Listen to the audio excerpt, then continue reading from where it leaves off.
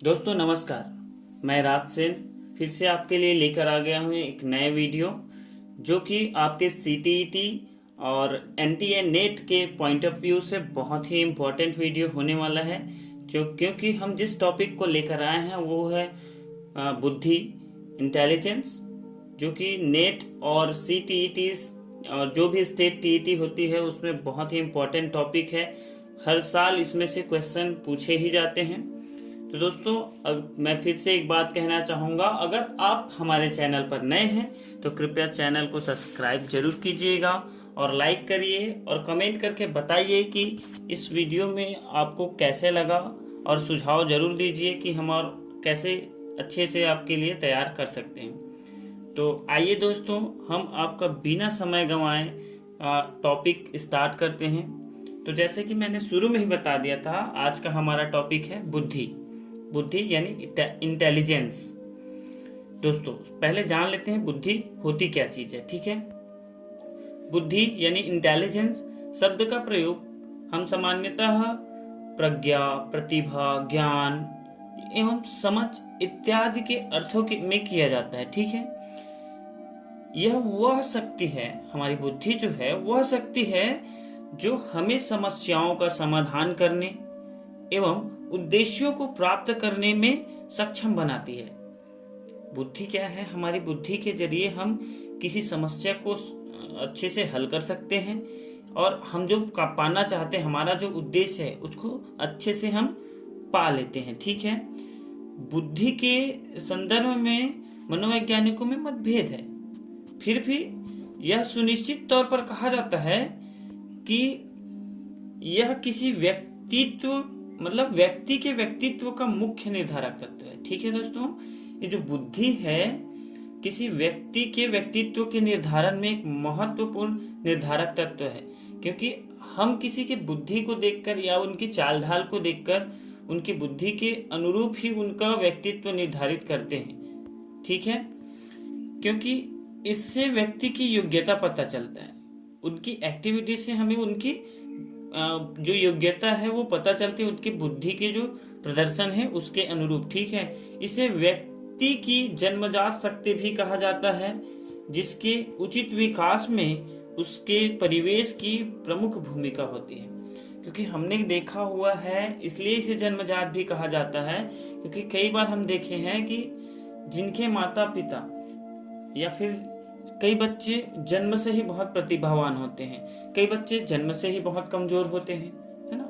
तो ये एक प्रकार से जन्मजात है, जो जन्म के शुरुआत में ही उनके लक्षण हमको दिखने लगते हैं और उनकी बुद्धि के बारे में हमें पता चलती रहती है। ठीक है दोस्तों, अब मानव विकास की विभिन्न अवस्थाओं में बुद्धि के विकास में भी अंतर होता है। ठीक है, जो है मानव के विकास होता है, जैसे धीरे धीरे जो अवस्थाएं होती है उनमें भी बुद्धि के विकास में अंतर होता है।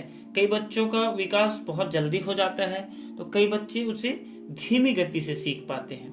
इनके जो विकास में बहुत सारे अंतर हमें देखने को मिलता है। तो आइए देखते हैं कुछ और इनके पक्ष में बातें क्या क्या हैं। पहले देखते हैं बुद्धि के मुख्य रूप में 3 पक्ष माने गए हैं। दोस्तों हम देखें अगर बुद्धि को अच्छे से, तो उसमें बुद्धि के 3 पक्ष बताए गए हैं। पहला पक्ष है कार्यात्मक पक्ष, दूसरा संरचनात्मक पक्ष और तीसरा है जो हम माने हैं क्रियात्मक पक्ष। तो जैसे कि पहला है कार्यात्मक पक्ष। कार्यात्मक पक्ष मतलब अपनी बुद्धि का उपयोग करके कोई व्यक्ति अपने कार्यों को किस तरीके से मतलब गति देता है, किस तरीके से वो रूपांतरित करता है या फिर किस तरीके से संचालित करता है, वो हम कार्यात्मक में ले सकते हैं। संरचनात्मक मतलब हम देखते हैं कि कई बच्चे देखे होंगे कि बहुत ही मतलब संरचनात्मक कार्य करते हैं, जैसे कुछ बनाने में उनका बहुत, या फिर वो कुछ निर्माण करते रहते हैं, कुछ नया सोचते रहते हैं, तो इसे हम उस संरचनात्मक बुद्धि में ले सकते हैं। और एक क्रियात्मक, जो भी वो सोचते हैं उसे क्रिया के रूप में प्रदर्शित करना। कई बार क्या होता है, कई बच्चे सोचते बहुत हैं, मतलब वो सोच के क्रिएटिविटी करते रहते हैं, तो उसको क्रिया के रूप में लाना पड़ता है। पहले कार्यात्मक भाव होता है, फिर उसमें सोच आती है, फिर उसको क्रियात्मक रूप में देता है। ठीक है, इसी तरीके से हम देखें तो बुद्धि को मुख्यतः 3 श्रेणियों में रखा गया है। कौन कौन से 3 श्रेणियों में रखा गया है? पहला सामाजिक बुद्धि। ठीक है, हम पहले पक्ष में पहले उसमें देखते हैं श्रेणी में सामाजिक बुद्धि, दूसरा स्थूल बुद्धि और तीसरा जो होता है अमूर्त। स्थूल का मतलब आप समझ ही गए होंगे, जो हमें साक्षात्कार दिख सके या फिर जिसे हम अनुभव कर सकते हैं, देख सकते हैं। ठीक है, और पहला जैसे सामाजिक मैंने बोला, तो समाज में हम रहते हैं तो उसके अनुरूप हम जब क्रियात्मक अपनी बुद्धि का उपयोग करते हैं तो वो सामाजिक बुद्धि होती है। ठीक है दोस्तों, अब देखा जाए तो वंशानुक्रम एवं वातावरण तथा इन दोनों का की अंतःक्रिया, वंशानुक्रम एवं वातावरण दोनों के बीच में इन दोनों की अंतःक्रिया बुद्धि को निर्धारित करने वाले तत्व हैं। ठीक है, कौन कौन से याद रखिएगा, ये बहुत ही इंपॉर्टेंट है। कौन कौन से चीज जो है अंतःक्रिया के बुद्धि निर्धारण करने में महत्वपूर्ण है? एक तो होती है वंशानुक्रम और दूसरा होता है वातावरण, कि हम जिस वातावरण में रहते हैं और हमारा जो वंशानुक्रम चले आ रहा है। कई बार हम देखते हैं कि ये वंशानुक्रम तरीके से भी हमको प्राप्त होता है, जैसे हमारे पूर्वज अच्छा इंटेलिजेंस थे तो कई बार बच्चों में वो गुण देखा जाता है। ठीक है, तो ये वंशानुक्रम हो गया। और वातावरण इट मीन हम देखते हैं कि जिस परिवेश में हम रहते हैं उसी के अनुरूप हम व्यवहार करने लगते हैं, है ना। कई बार ऐसा होता है, देखे होंगे कि जैसे किसी के घर में हमेशा कलह रहती है, मतलब लड़ाई झगड़े इधर उधर की बातें, और जो बच्चा हमेशा ऐसे माहौल में पला है जो देख रहा है कि किसी को मारना पीटना गाली गलौज ये सब कर रहा है, तो उसका बुद्धि जो है उस वे में मोटिव, मतलब उसमें उसका मोटिव बढ़ जाता है। लेकिन कुछ ही बच्चे ऐसे होते हैं जो ऐसे माहौल में रहते हुए भी अपने आप को बचा पाते हैं, तो उसके अनुरूप ही उसके बुद्धि में क्या होता है, परिवर्तन होता है। जैसे हम देखेंगे कि कोई बच्चा मान लो थोड़ा सा माइंड मतलब कमजोर है, फिर भी अगर वो अच्छे संगत में रहता है, अच्छा वातावरण में रहता है, तो वातावरण के अनुकूल उनकी बुद्धि में हमें जो उपलब्धि देखने को मिलता है। ठीक है दोस्तों, फिर भी चलिए, अब ये तो हुई बुद्धि क्या होती है बातें, देख लेते हैं। कुछ विद्वानों ने इन्हें परिभाषित करने की कोशिश अच्छे से किया हुआ है, जो कि बहुत ही इंपॉर्टेंट है। कई बार ये क्वेश्चन आया जाता है कि बुद्धि की परिभाषाएं बताइए, या कोई परिभाषा जैसे दे देते हैं और पूछते हैं कि ये परिभाषा किसके द्वारा दिया गया है। तो आपके सामने ये परिभाषाएं हैं।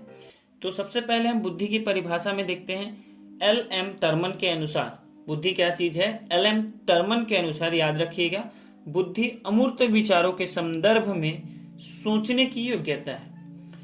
टर्मन जी क्या बोलते हैं, बुद्धि क्या है, अमूर्त जो विचार होते हैं उसके संदर्भ में सोचने की एक योग्यता है।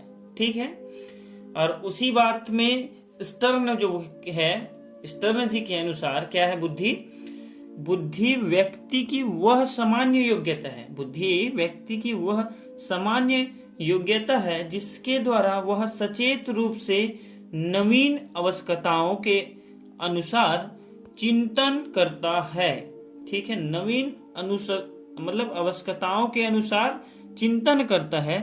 इस तरह जीवन की नई समस्याओं एवं परिस्थितियों के अनुरूप अपने आप को ढालने की सामान्य मानसिक योग्यता बुद्धि कहलाती है। ठीक है, मतलब टर्मन जी ये कहना चाहते हैं कि बुद्धि वह है सामान्य चीज है, योग्यता है, जो मतलब हमें नवीन आवश्यकताओं, जो हमारी आवश्यकताएं होती है उनके अनुरूप हमें चिंतन करने में सहायता देती है, या जो हम जिसके द्वारा हम चिंतन कर पाते हैं। या हमारे जीवन में कई समस्याएं आती हैं या बहुत सारी ऐसे परिस्थितियां आती हैं जिनके अनुसार मतलब जिनके अनुरूप हम अपने आप को ढालने में मतलब जिस चीज का उपयोग करते हैं, जिस प्रकार से हम अपने आप को वहां प्रेजेंट करते हैं, वो बुद्धि की द्वारा ही हम कर पाते हैं। ठीक है दोस्तों, अब देखते हैं कि बुद्धि की हमने परिभाषाएं सीख ली।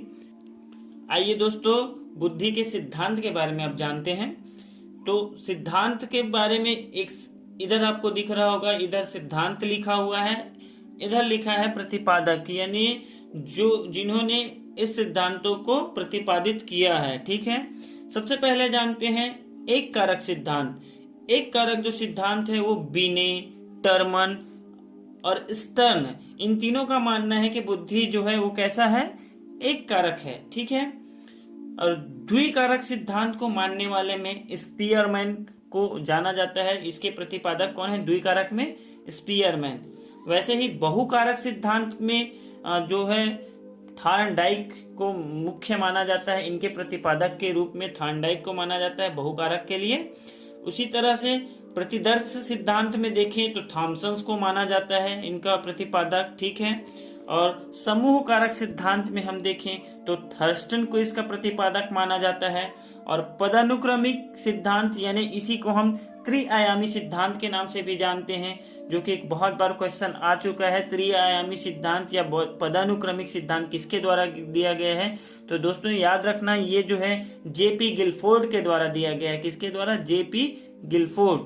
और एक वैसे ही तरल ठोस बुद्धि सिद्धांत जो है, तरल ठोस बुद्धि सिद्धांत जो है वो किसके द्वारा दिया गया है? आरबी कैटल के द्वारा दिया गया है।